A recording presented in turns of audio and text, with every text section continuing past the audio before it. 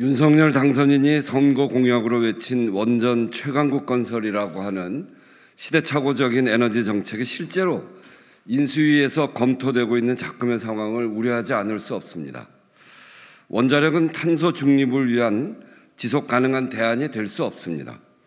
전 세계가 에너지 안보와 산업 경쟁력을 위해서 재생에너지 확대에 박차를 가하고 있는 이때 느닷없는 원전 확대라니 참 이거 기가 찰 노릇입니다.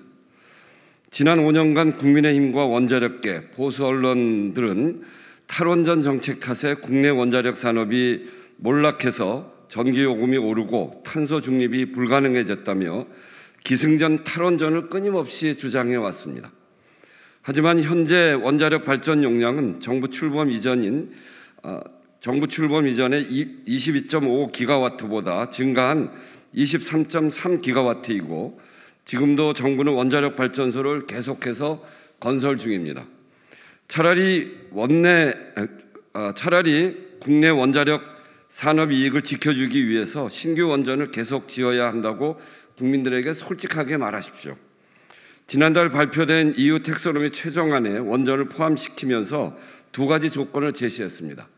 그 첫째가 2050년까지 고준위 방사성 폐기물 처분장을 확보하는 것, 두 번째는 2025년까지 사고 저항성 핵 연료 사용은 이 두 가지 조건은 사실상 국내 원자력계가 실현하기 어려운 조건들인 것을 윤 당선인이나 인수위 전문위원 그리고 산업부도 이미 잘 알고 있을 것이라고 생각합니다.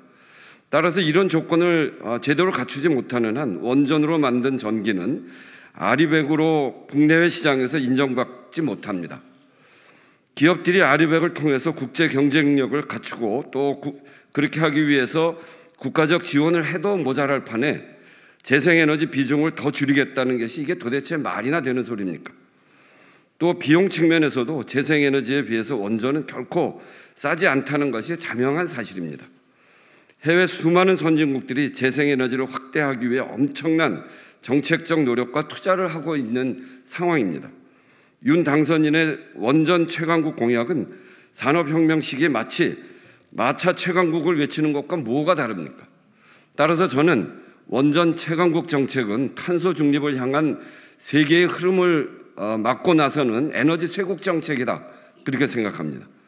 윤 당선인의 에너지 쇄국 정책은 글로벌 대전환 시기에 세계적 트렌드에 역행해서 산업 경쟁력을 후퇴시키고 국가적으로도 엄청난 손실을 가져오게 될 것입니다. 이번 울진 산불에서도 우리가 봤듯이 산불이 원전에 가까이라도 갈까 봐 얼마나 가슴을 졸이며 지켜봤습니까? 기후위기로 산불, 각종 자연재해들이 빈번하게 발생할 미래를 비춰보더라도 원전의 확대는 국민의 생명과 안전에 있어서 절대로 바람직하지 않습니다. 이제는 탈원전 공방을 넘어서 여야 모두 2050 탄소 중립의 조기 달성을 위해서 어떤 에너지 조합이 우리의 에너지 전환을 이끌어가는데 가장 바람직한지, 어떤 산업이 우리를 에너지 강국으로 이끌어내는 데 도움이 될 것인지 초당적인 지혜를 모아야 할 때입니다. 이상입니다.